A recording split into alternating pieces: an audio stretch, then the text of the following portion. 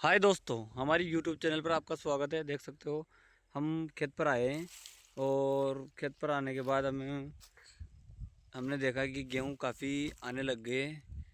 इनको कटाना पड़ेगा। देख सकते हो इनको हाईवेस्टर में कटाना पड़ेगा। देख सकते हो ये इधर तो कटे हुए पड़े हुए हैं, देख सकते हो।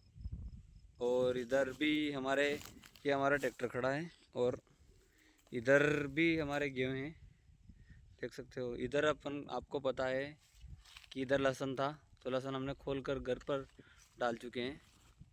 और ये हमारा कुआं है, कुआं काफ़ी गहरा है, देख सकते हो। और काफ़ी गर्मी पड़ने लग गई है अब, देख सकते हो।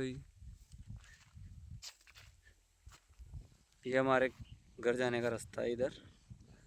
और हमारे चैनल को like share follow subscribe. Thank you दोस्तों, थैंक यू। जय जवान जय किसान।